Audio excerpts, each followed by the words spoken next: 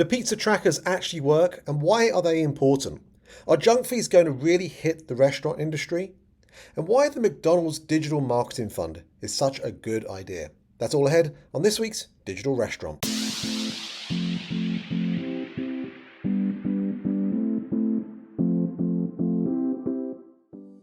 The digital restaurant works like this. We're going to ask each other 5 questions about headlines that affect the worlds of restaurants, off-premise, and technology, but in some way tie back to our book series, Delivering the Digital Restaurant. Are you ready? Let's go.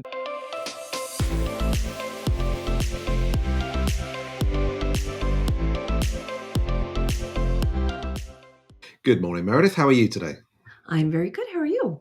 Very good. Of course, our podcast is going out as you and I are walking around the floor of the National Restaurant Show. Biggest show, I think it's fair to say, across the conference calendar. It's been a very interesting period of time looking at the various amount of exhibits that are going around the shows this year.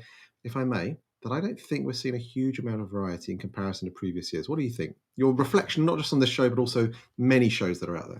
I think we went through this massive explosion of innovation, part of which was caused by COVID, part of which was caused by it's just time. The consumer is ready for restaurants to change, part of which is caused by increasing underlying commodities and wages and the need to change, and part of which was funded by low interest rates. And you combine all of those things, and we just had tons and tons of ideas, and everyone was at the shows. And now we're in a period of consolidation where it's not that technology is no longer important, it's that we're kind of out of the creativity phase and now into the what actually works phase. What do I actually need? And we see that with quotes from last week at Food on Demand, where people are talking about consolidating their own tech stack. And we see that like in the news this week with Revel and Shift4. So it is, a period of consolidation.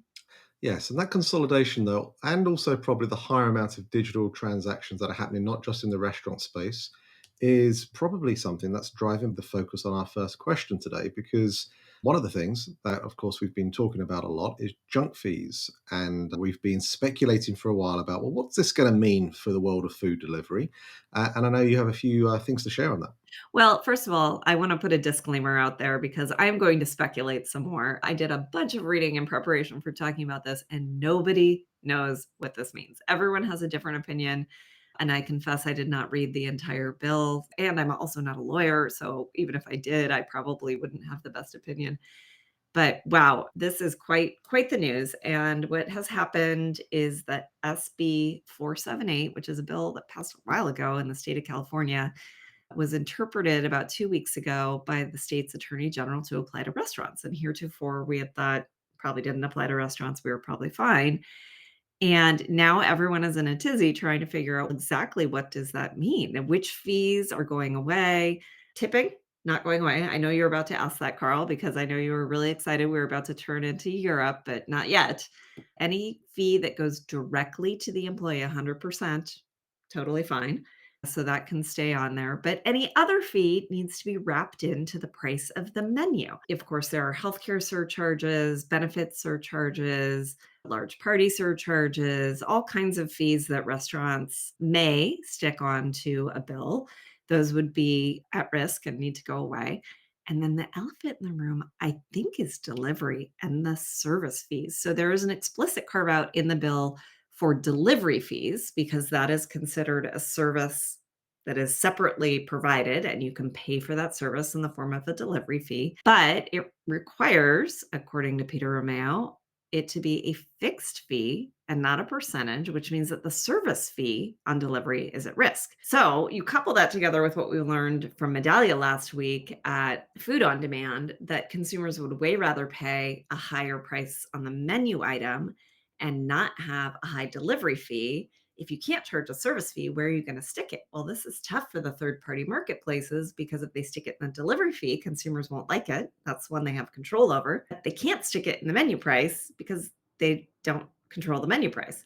So this is a pretty big potential blow to the third-party marketplaces. Now, of course, DoorDash should put out a statement saying that they are very transparent with their fees and they tell everyone up front what they are. And so this does not apply to them, which Anyone who's ordered from DoorDash thinks that that is the craziest statement they've ever heard What do since you it's mean? It's behind a little lie. It's behind a little lie, Meredith. they do give more information, but it changes every time and you only find out what it is at the end, which I think is exactly what this bill is trying to get after. So that will be very interesting to see how they deal with that and what they do. And I'm excited because it could usher in an era of switching consumers from the third parties to first party ordering. Because on first party ordering, of course, now the restaurant has complete control over charging menu prices or delivery fees. They don't charge service fees by and large. So that seems very easy. So there's a lot of uncertainty. It's very exciting. You can tell that I majored in government because I'm very excited about this and you look entirely nonplussed. But my political statement about this would be even restaurants who think they're doing the right thing are at risk because in classic California fashion, they have made this totally ambiguous. Nobody knows how the bill applies. I read one article where somebody wrote into the attorney general to get some clarification, and the attorney general wrote back and said, "We cannot provide legal advice." So someone who's trying to comply with the law can't because they have no idea what the law means. And then again, in classic California fashion, after writing a completely ambiguous law, guess how it's enforced? In the courts. So a restaurant who thinks they're doing the right thing but nobody's really sure because the law is so ambiguous, could get sued by someone who thinks they're doing the wrong thing. And even if they ultimately prevail in court, now they've got a bunch of time and court fees. So this is not a great law. Now, the California Restaurant Association, because this is not a great law, is working on maybe they challenge it in court and say this shouldn't apply to restaurants. The argument I read that they put forward seems a little suspect. They said that this bill applies to goods and services, and restaurants are neither a good nor a service, therefore it shouldn't apply. What are they then? I don't know. I mean, I think they are a good and a service, but that doesn't mean they're neither a good nor a service. I don't know. That seems like some tricky legalese language there, but let's leave that one to the lawyers.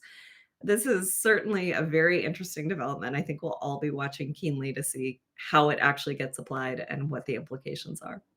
Sounds like the lawyers are going to be the true winners right now, anyway, until this thing gets figured out, right? Yeah, that's usually the case in California. Hi, Carl here. Just to interrupt the show briefly to remind you that if you have yet to get your copy of either of the Delivering the Digital Restaurant books, now is the time to get one. If you head to thedigital.restaurant, you're going to be able to get the best price available. You can also listen to both books with yours truly talking about them on Audible. You can get a copy off Amazon if you'd prefer to order through them. But if you haven't got the books yet, get them. They really are going to transform the way in which you look at the restaurant industry and the way in which technology is disrupting it. All right, Carl, the pizza tracker. This was a huge innovation when it first came out. I think Domino's was the first one to have it. And now this has become a somewhat commonplace feature on various different platforms. You think of DoorDash or Papa John's, but is it really accurate?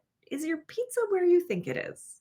Yeah, really interesting question, Meredith. I think the interesting one for me about this is that when you get YouTubers starting to explore things like pizza trackers, it shows you how important it is perhaps to folks when it comes to where their pizza is, where their food is. And of course, it's something we see a lot these days in terms of our delivery experience, having a promise time, trying to figure out where it is. Of course, we see a bit of this on the third parties, but as you say, Domino's really laid the groundwork for this. They even have a patent for it. And Sam Reed, a YouTuber that has had, I think, something like 650,000 views of this particular 20-minute video, really explored it. He hired out a van. He went and stuck himself in the parking lot outside of Domino's and the It was patent. a very silly video.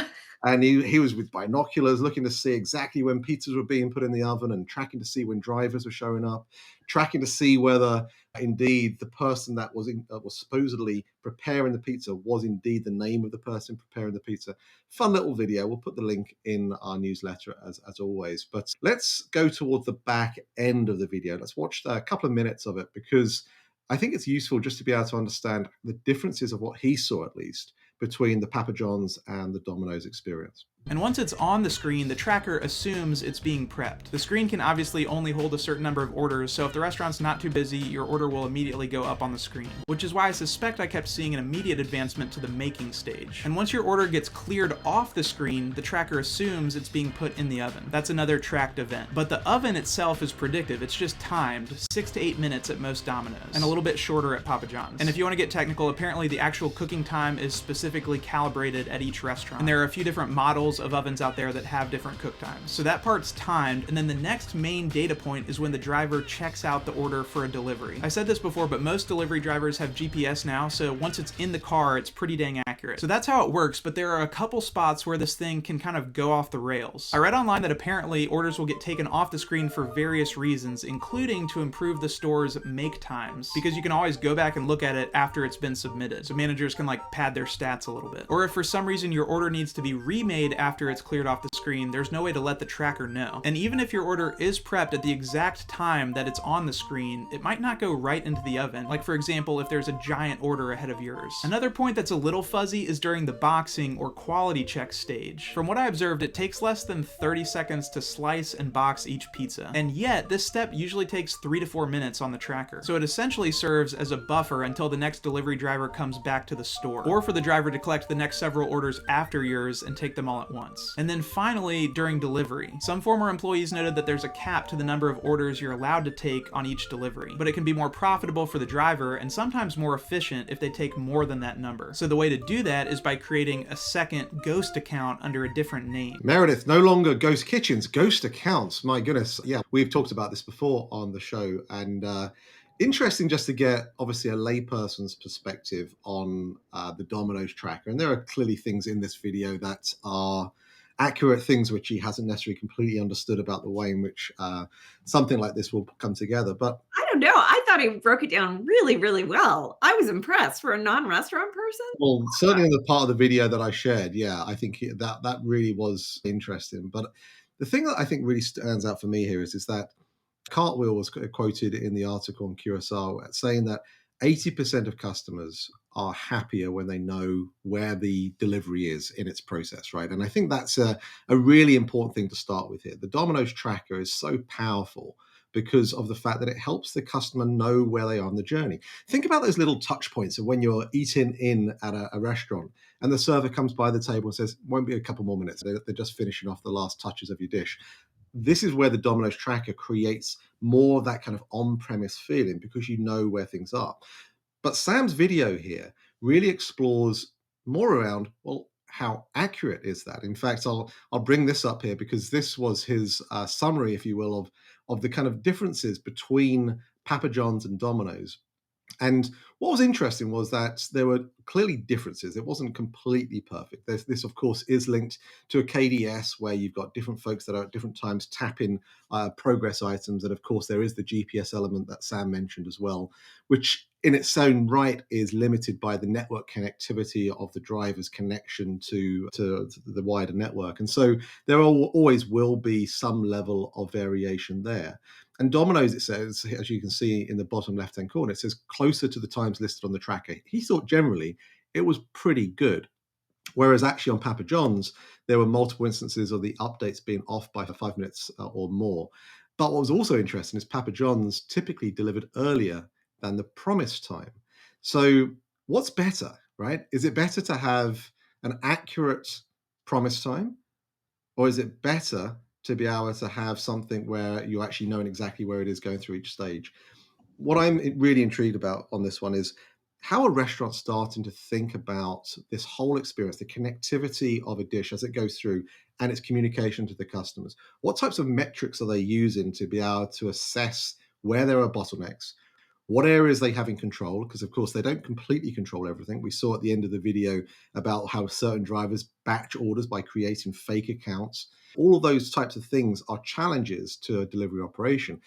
But the more restaurants are focusing on it, the more they can ask the questions about how to try and solve for those issues. And much like in your days at Taco Bell with drive-through, where every step of the drive-through, to be able to find those few extra seconds to improve the expediency of a drive-through experience, that is how technology can help delivery as well. And I think we're seeing some real advances in this space to be able to help restaurants really think about how to do it better. And I'm glad this was brought to the surface as a result. Okay, so next question, Meredith. A really interesting article about a topic that is quite frequent here on the show, value. Are customers getting value from their restaurants these days? This particular article focused on the new value equation for quick serve restaurants. What were your reflections on this? You're right. Talked about this so many times, and I think there is no conclusion we can draw other than prices are up and transactions are down, that consumers are totally rational, and when prices go up too far, they make slightly different decisions on the margins that cause industry-wide transactions to be flat to declining, which is not a healthy place to be. But there were two things in particular about this article that I really liked. It cited consumer insight data. They surveyed a bunch of consumers and apparently do consistently over time with the same questions, which was great because we're able to see how the answers change. So let's bring up the first one. This is talking about, first question is, I pay close attention to menu prices so I can find the best value. You see that dark bar on the top, and it kind of dipped down during the pandemic and then has come back up to where it was before. So I think what we can take from that is that during the pandemic, people had other priorities and other concerns, as well as some extra cash for many people. And so they were able to be a little less focused on prices, but that value concern has come back. And you'll see the same thing on the other two questions. I usually pick restaurants with lower prices. That number has come roaring back as well, now at 52%. And then I always compare prices before deciding what to buy. Again, that number was at 61% pre-pandemic, or at the very start of the pandemic, then really dipped down during the pandemic and now has come back up to 60%. That particular graph is coming from Technomic. And then the other graph I wanted to get into here, because we are the digital restaurant, we care so much about delivery, talking about compared to the month before, how has your use of the following methods of food ordering changed? And then this one particularly is looking at delivery of restaurant food from a third-party delivery service and delivery direct from the restaurant. And on the far left is consumers who are ordering delivery more often. And on the far right is consumers who are ordering delivery less often. Right there in the middle is about the same. At least from what consumers are reporting, they are ordering less, about twice as many people as are ordering more. So that should mean that we're seeing some deceleration in delivery volume. As to whether they care more about direct from the restaurant versus from the platform, there's some slight variations there, but it's hard to tell if it's statistically significant. I think the real place that we see the statistical significance is between the left, where about in total 20% say they're ordering more, versus the right, where in total about 40% say they're ordering less. This really gets to where price matters, right? We've said for a long time, it seems like consumers are just price insensitive on delivery. They value the convenience so much that they're willing to pay more for it. That's certainly been true as restaurants have increased their menu prices, and the platforms obviously charge all the service fees that we talked about in the first question. But it feels like we are reaching the upper limit of that, particularly as underlying prices are increasing everywhere around the consumer as well. Okay, our next question is for you, Carl. McDonald's launches its digital marketing fund. Wow, like a separate fund? Is it incremental? Is it part? What is happening? Yeah, quite a significant shift towards modernizing its marketing strategies, I think it's fair to say. They've announced the establishment of a new digital marketing fund starting in 2025. And the initiative is going to enhance the company's digital presence and improve customer experiences through innovative digital tools and personalized marketing efforts, right? So, pretty interesting. It's going to be a fund that only applies to franchisees here in the States, in the UK, Australia, Canada, and Germany, and it's going to contribute 1.2% of their projected digital sales. And it's aiming to support the development and maintenance of advanced digital marketing channels. And of course, it's going to cover ongoing operating costs of maintaining their app. And the corporate investment side is going to continue to spend time on innovating and developing digital products and features as well. So just using 1.2% of your digital channel sales to remarket to your identifiable customer base seems like a relatively small price to pay, given that 1.2% is a lot easier to measure in terms of its efficacy, right? If McDonald's gets this right, they should be able to get a much higher lifetime value result from their customers, from whatever costs they can then attribute back to their acquisition costs. And those acquisition costs, of course, are made up of the free items or the time-based offers during a customer's first few uses of the app. And that is where I suspect funds will also be utilized, of course, providing those reasons for people to use the app. But building a digital strategy to acquire guests, give them a great digital experience through the user experience on the app, and then also to retain them is super critical. We talk about it all the time. If the journey for the customer through funds like this can then create visits 3 or 4 times and then create that habitualized behavior, if you will, then you've got that customer locked in and you've got a much greater chance of being able to channel them to come back more often. So I think this is part of McDonald's broader strategy, right? To shift away from traditional marketing methods such as TV, print ads, and certainly towards more dynamic and higher return digital platforms. Now, you know better than anyone, TV and print has been vital for QSRs in decades past.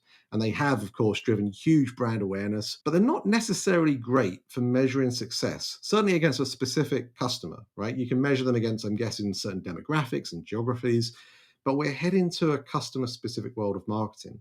And that means being able to build something specific, to create promotional mechanics that can drive each guest to buy more, to visit more, and perhaps most importantly, order direct. That shows that McDonald's have got it, right? They understand the importance of personalized customer experiences. But to be able to do this in a franchise world, you have to have your franchisees play along as well.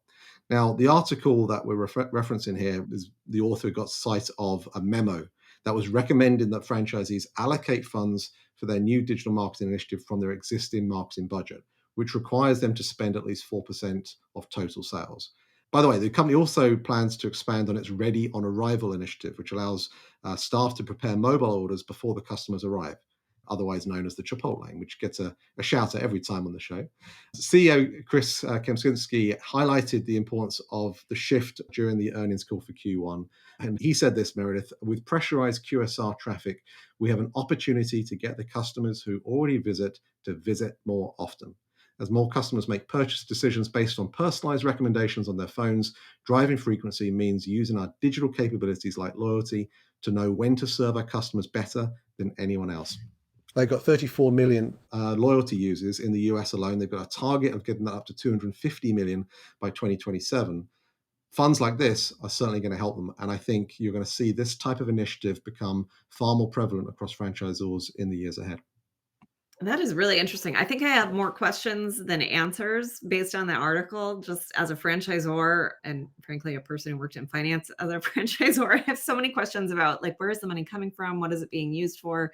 What it sounds like you're saying is that they are taking out of that total marketing budget, they are taking the local marketing piece, what had been the local marketing piece that the franchisees controlled locally, Mm. and they're redeploying that into a national digital marketing fund. And that mostly that digital marketing fund is a tech fee being used to support the app and loyalty program. I think Mm. that's what's happening, but it's hard to tell. Hard to tell, but the momentum is in the right direction. And I think that's the super encouraging thing. Okay, last up, huge funding news. It's rare that we get to talk about this type of level of funding, but Restaurant 365, $175 million worth of funding. Tell us about this. Restaurant 365 brought in money from an investment firm called Iconic with continued support from their existing investors, KKR and L. Catterton. And it really is like big news. I think they refused to disclose valuation, but said it was an up round from their, again, not totally defined more than $1 billion round last year. So that's all very positive for them. I thought what was most interesting in the TechCrunch article was CEO Tony Smith talking about use of funds, why they were raising this money. And it wasn't to fund cash burn. It wasn't to, grow a whole bunch more. There was a lot of talk about making more acquisitions. And of course, Restaurant 365 has been an active acquirer in the space. The most recent thing that they purchased was Expandshare, which was a training software that they're putting onto the platform. So I'm excited to see what other types of things they are interested in buying. Heretofore, they've been very, very focused on the back end of the restaurant, and those are the primary things that they have purchased. But could this open up the possibility for them to, buy something on the front end and be completely end to end. I don't know. It's very, very interesting, and I'll look anxiously to see what they buy next. Yeah, I went to one of their local events, actually in their head office earlier this week, and was listening just to the variety of different services that they're offering restaurants. Everyone associates accounting as their kind of primary base as such, but when they're touching on things like employee scheduling and other aspects that are supporting restaurants to run themselves more effectively, it shows that they have really got some great grounding to be able to take it to the next level. So super Yeah. exciting. Congratulations to Tony and the team. Yeah, absolutely. Congratulations. The one thing that surprised me in the article, it said that their prices start at $469 per location, which seemed incredibly expensive for accounting. So I don't know if what of all the products that includes, or if that's the base price, or if there's a discount when you bring in lots of locations. That was quite surprising to me. And it'll be interesting to see how that holds up as more and more of these platforms, stretch maybe into their space as well. Fascinating. Well, we'll keep an eye on it. They are local to us here in Southern California. Hopefully, we'll get a scoop when we hear more. But that is it, Meredith. It's time for us to go. Thank you, as always, to those of you that reach out to us with your recommended articles for us to be able to look at for the show. If you have any ideas as to what you'd like us to cover next time, please get in touch. But thank you, as always, for listening, and we'll speak to you next time. The Digital Restaurant Podcast is available for you to follow and subscribe wherever you listen to your podcasts. Watch us, rate us, and subscribe to The Digital Restaurant on YouTube, and follow along on all our social media digital restaurant channels. Thanks for listening.